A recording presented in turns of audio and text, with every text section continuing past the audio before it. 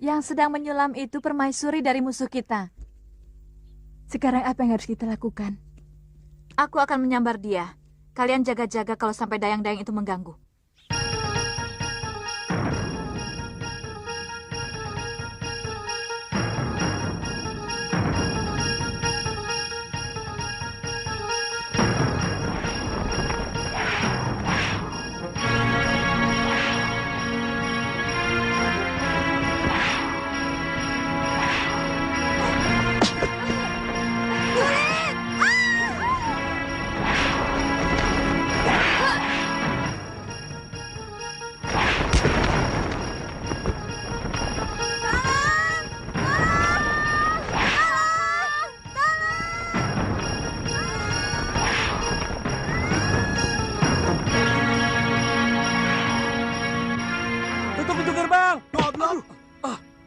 Mereka sudah keluar.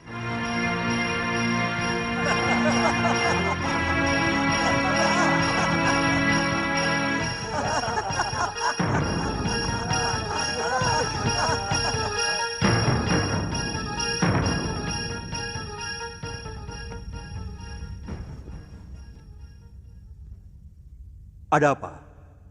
Kamu Dayang Gusti Putri, bukan? Benar, Gusti Prabu. Ampun, Gusti. Ketiwasan. Gusti Putri diculik orang. Diculik? Kalau bicara yang jelas, jangan gerusa-gerusu. Ada 3 orang perempuan yang bisa terbang. Tiba-tiba melayang dan menyambar Gusti Putri.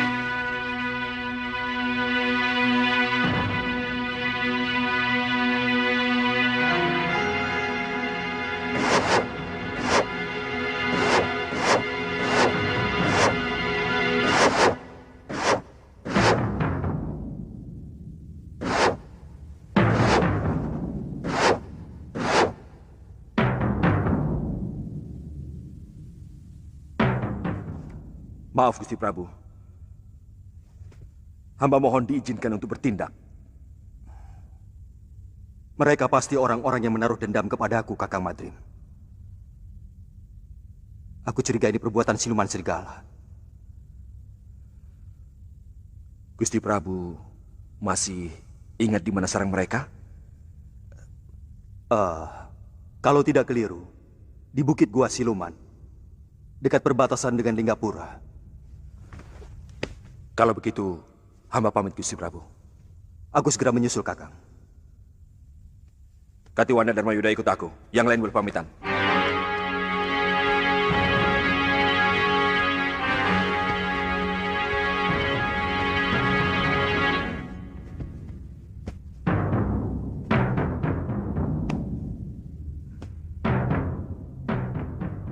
Rupanya siluman itu masih menaruh dendam kepadaku. Hari ini kalian berhasil mengobrak-abrik komplotan Guragada. Saudagar gadungan itu nampaknya marah sekali. Dan dia minta bantuan Bayangkara Raja untuk menangkap kalian. Silakan. Aneh sekali negeri ini.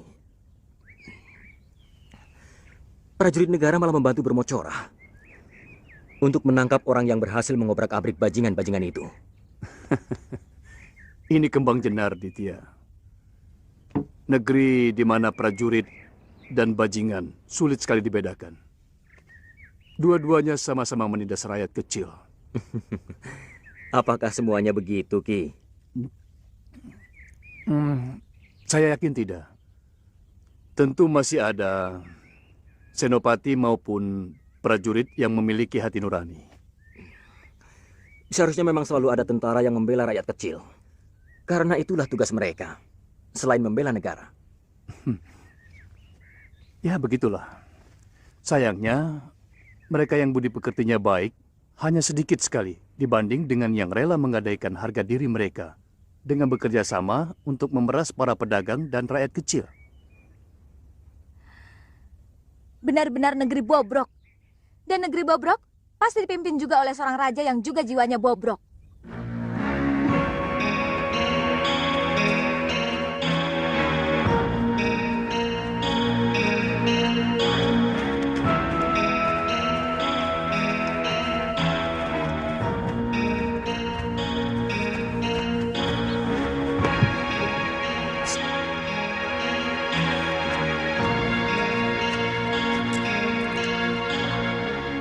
bagi dengan temanmu.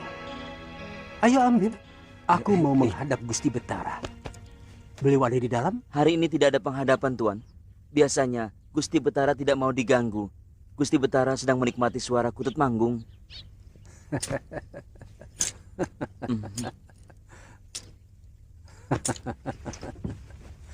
Kamu cukup melaporkan kedatangan Juragan Guragada. Beliau sudah tahu. Iya.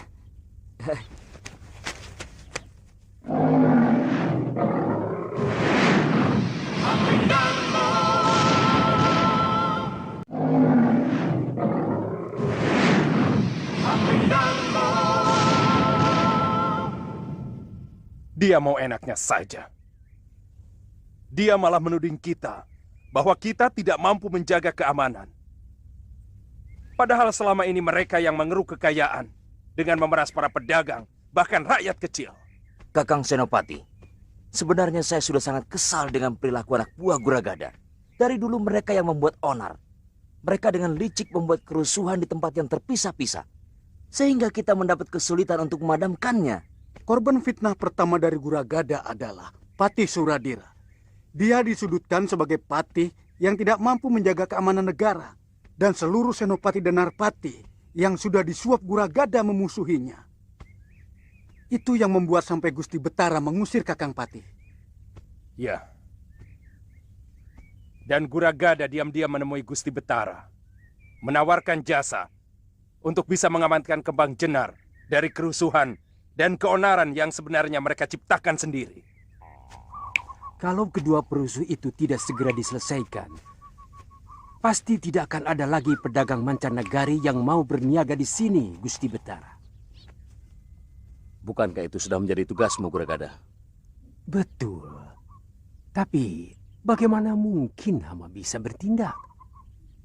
Kalau Senopati Gusti malah sengaja melindungi mereka. Apa maksudmu? Senopati Bungalan telah membantu perusuh itu, sehingga banyak anak buah hamba yang tewas.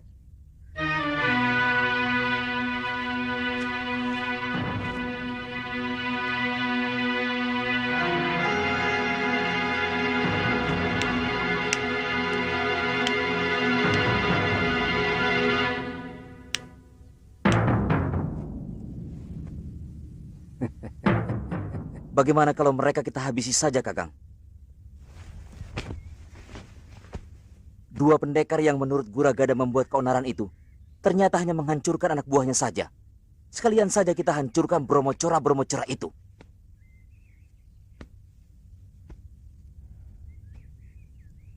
Itu yang sedang saya pikirkan. Tidak bisa.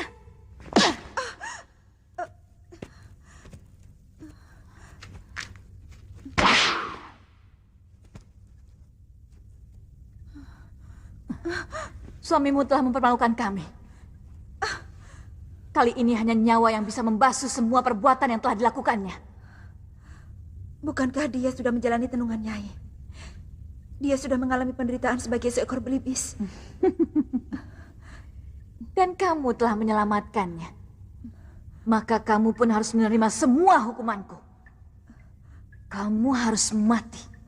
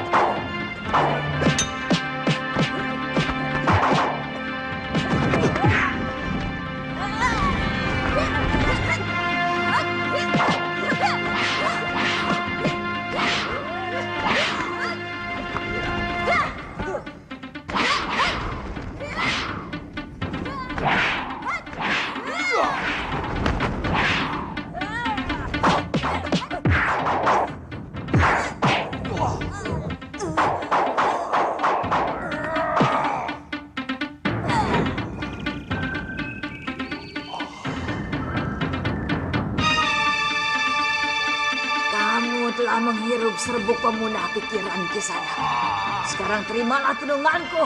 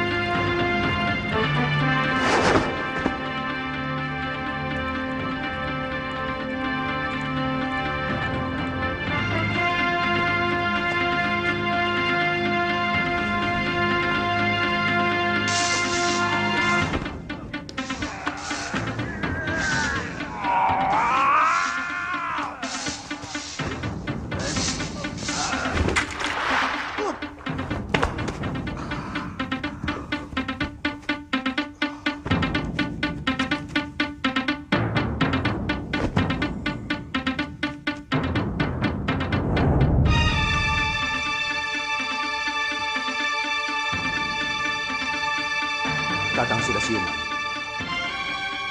Adi Prabu, apa sebenarnya yang terjadi? Dan kemana siluman-siluman serigala itu? Kakang Pati hampir saja terkena tenung. Untung Gusti Prabu datang.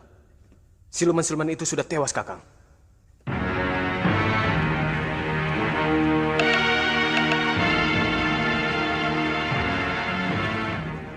Jadi bagaimana? Saya tidak mengerti kenapa Senopati Bungalan bersikap memusuhi saya. Selama ini kita bisa bekerja sama dengan baik.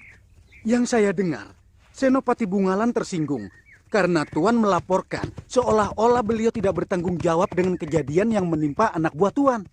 Tidak benar itu, dia salah paham.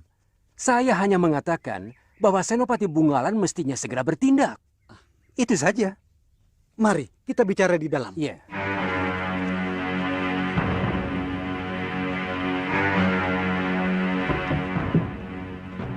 Silakan.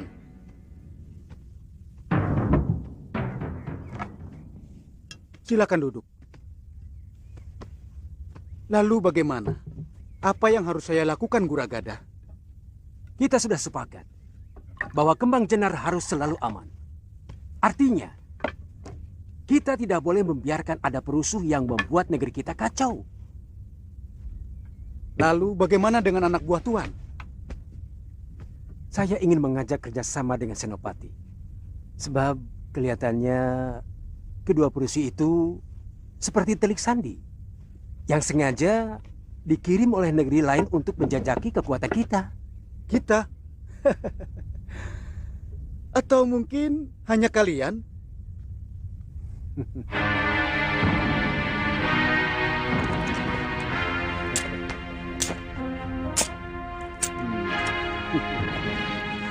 $200 kepeng perak. Kerahkan seluruh kekuatan prajurit Kembang Jenar untuk menangkap pengacau itu. Saya akan tambah 200 keteng lagi untuk pengamanan rumah saya. Ya, saya akan kirim satu pasukan ke rumah Tuan. Yang akan saya pimpin sendiri. Bagus.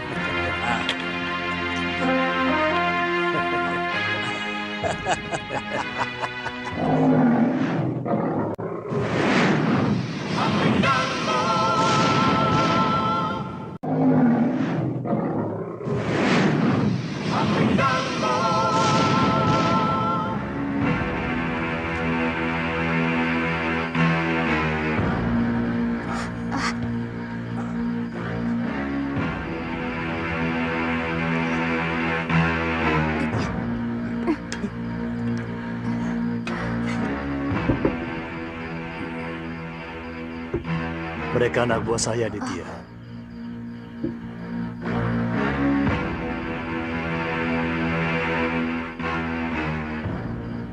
Anak buah? Ki? Ki Kulur pasti telah merahasiakan sesuatu pada kami. Siapa sebenarnya sampean? Sepertinya waktu membuat perhitungan sudah tiba. Kita harus bergerak lebih terbuka sekarang. Nanti dulu. Saya tidak mau ikut. Kalau Ki Kulur tidak menceritakan, bagaimana? Dan siapa Ki Kulur sebenarnya? Sebelum komplotan Brahmacora pimpinan Guragada itu menguasai Kembang Jenar, aku adalah seorang pati negeri ini. Namaku Suradira. Bagaimana Paman bisa seperti ini? Guragada. Dia berhasil menyuap beberapa senopati. Kemudian berkomplot untuk menyudutkan saya di depan Sang Betara. Seolah-olah saya tidak mampu menangani kerusuhan. Sebab setiap kali ada kekacauan, anak buah saya tidak mampu untuk memadamkannya. Sang Betara percaya. Kemudian memecat saya. Jadi, apa memang Paman tidak mampu meringkus anak buah Guragada? Mereka seperti tahu setiap langkah yang akan saya ambil. Saya curiga ada kerjasama antara anak buah Guragada dengan beberapa orang senopati. Bahkan dengan penewu dan penatus yang ada dalam pasukan saya. Keterlaluan. Iya. Benar-benar busuk. Iya. Senopati lain yang tidak silau oleh uang Guragada. Dan mereka yang masih setia kepada saya, dibuatnya tidak berdaya. Karena jumlah yang jadi kedibal Guragada jauh lebih banyak. Salah satunya adalah Senopati Bungalan. Sampai sekarang dia selalu bertentangan dengan Guragada. Jadi, apa rencana Paman malam ini? Kita hancurkan rumah Guragada. Karena saya yakin mereka sedang ketakutan karena gebrakan Raden berdua kemarin siang.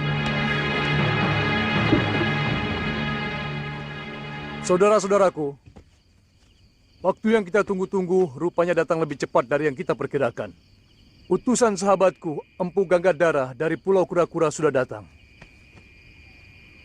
Dan yang seperti kalian saksikan, mereka langsung membuat Brahmacora anak buah Guragada kalang kabut. Saat ini mereka dalam keadaan kebingungan dan ketakutan. Kini saatnya kita tekan mereka. Betul, Kipati! Betul! Kipati, saya melihat ada pasukan Kembang Jenar berkumpul di rumah Guragada. Pasti mereka lah pengkhianat-pengkhianat yang harus kita basmi. Tidak peduli saudara atau teman sendiri. Demi tegaknya kebenaran di Kembang Jenar. Betul! Kita berangkat sekarang. Matikan obor.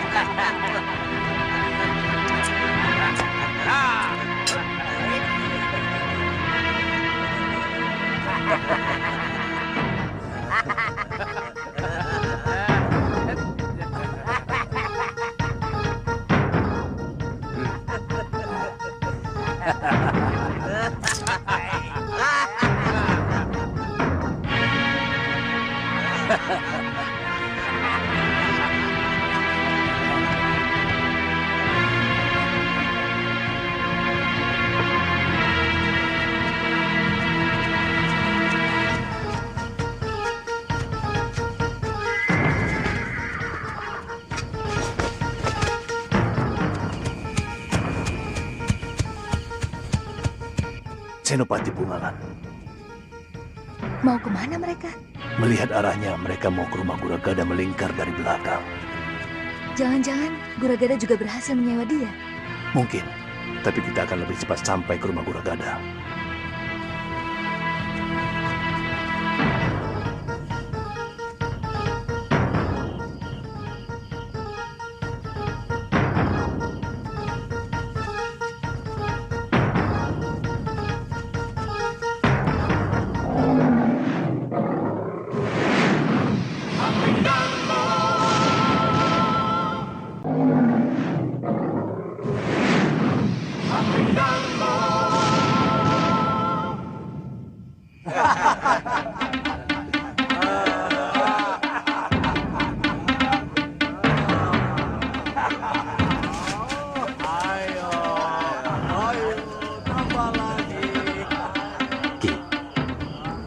Saya dan Galuh memutar, menyerang lewat belakang.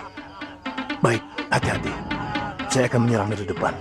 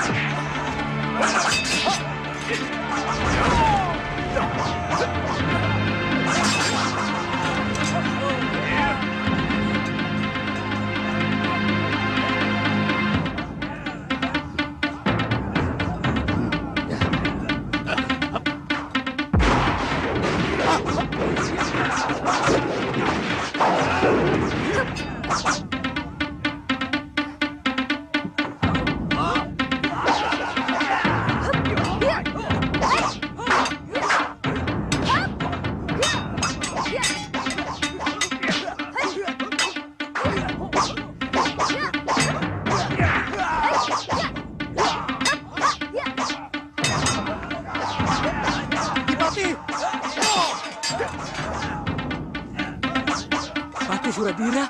Ya, bagaimana ini? Siapa yang kita bela? Kalian heran aku masih hidup, Begundal Tengik? Berapa harga kalian untuk menjaga rumah Brahmacora ini? Jangan salah paham, Ki. Semua ini adalah tugas Gusti Betara. Kalian telah berkomplot dengan Guragada untuk menyingkirkan aku. Karena aku tidak mau dibeli oleh Brahmacora berkedok pedagang itu. Sekarang, lawan aku.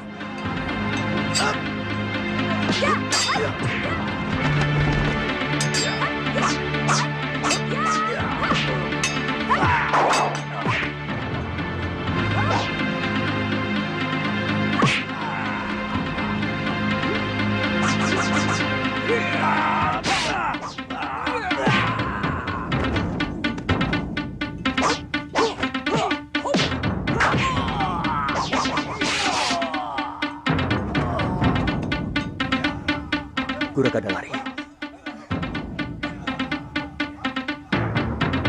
Tadi dia masuk kamar itu.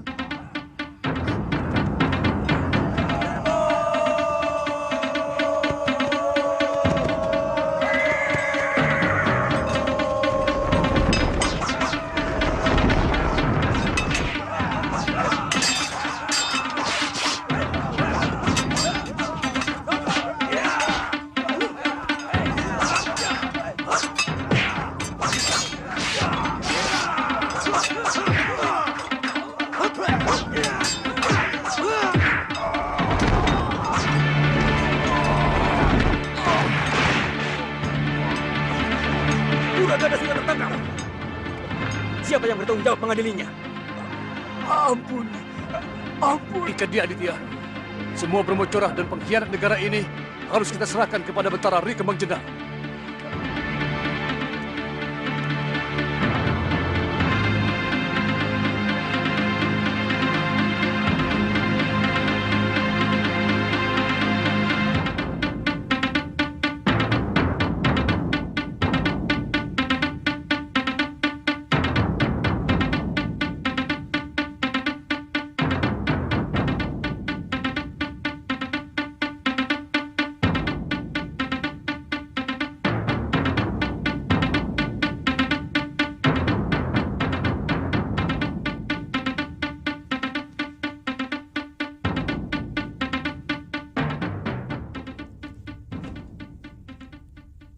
Tidak ada kata-kata yang lebih terhormat untukku selain mengakui kesalahan. Kakang Patih, aku minta maaf kepadamu. Ampun Gusti Betara. Gusti tidak bersalah. Hanya sedikit kurang adil dalam mendengar berita. Gusti hanya mendengar dari telinga kiri, namun kurang meresapi telinga kanan. Barangkali suara di telinga kiri terlalu bising, Gusti. Apa maksudmu? Guragada telah berhasil menyuap sebagian besar Bayangkara Raja untuk menentang hamba. Bahkan ada anak buah hamba yang dia suap dan mengkhianati hamba, Gusti. Ya, Senopati Bungalan sudah menceritakan segalanya kepadaku. Maukah Kakang memaafkan aku? Tidak pantas seorang Betara minta maaf, Gusti. Seorang Betara tidak pernah salah. Dia hanya keliru. Terima kasih, Kakang. Aku juga mendengar kedua anak muda itu sangat berjasa pada negeri kita. Siapa namamu, anak muda? Hamba Aditya, dari Pulau Kura-Kura, Gusti. Murid Kakang Empu Ganggadara, saudara seperguruan hamba. Sengaja hamba meminta bantuan ke sana, Gusti. Tindakan Kakang telah menyelamatkan Kembang Jenar dari kehancuran. Ternyata Guragada sangat licik dan licin.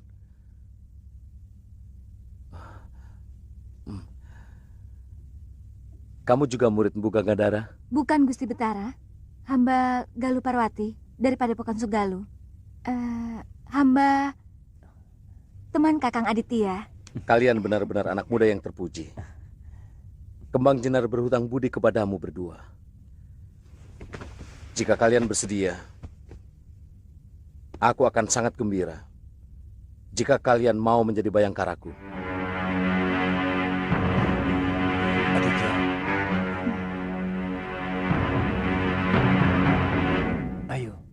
Ayo.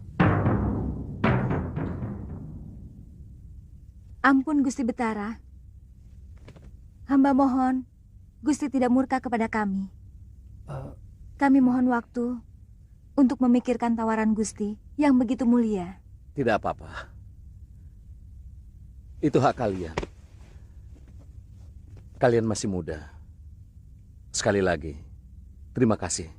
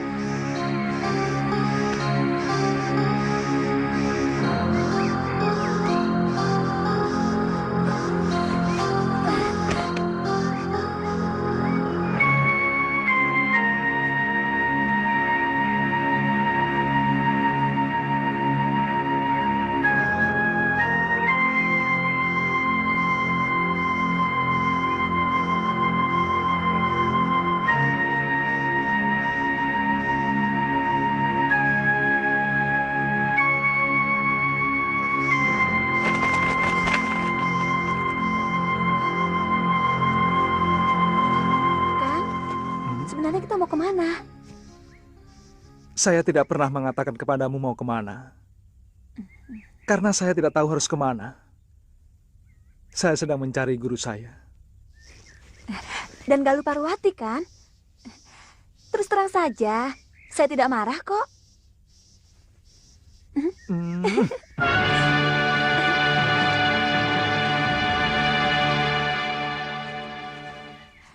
Buah ini manis sekali. Kakak mau? Nanti saja, Tantri. Sebaiknya kita lebih cepat sedikit. supaya kita bisa menemukan desa untuk menginap. Nginep di hutan juga tidak apa-apa kan, Kang? Menginap di dalam hutan banyak bahayanya, Tantri. Kamu tidak takut? Kenapa harus takut? Kakang seorang pendekar yang tangguh. Atau mungkin Kakang tidak mau melindungi saya? Iya. Bukan begitu.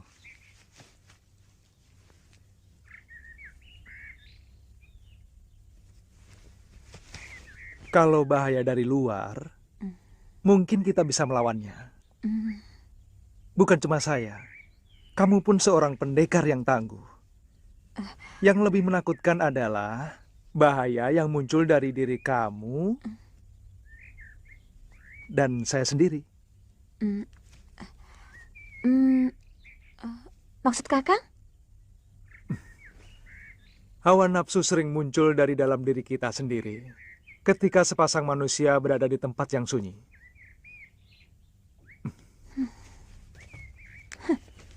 Kakang pikir saya perempuan rendah yang memanfaatkan sepi untuk melampiaskan nafsu? Kalau saya memang gemar mengubar nafsu, kenapa tidak waktu kita di atas perahu? Kenapa tidak sekarang?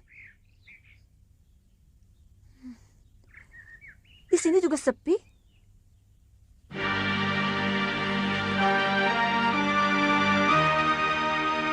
Maafkan saya.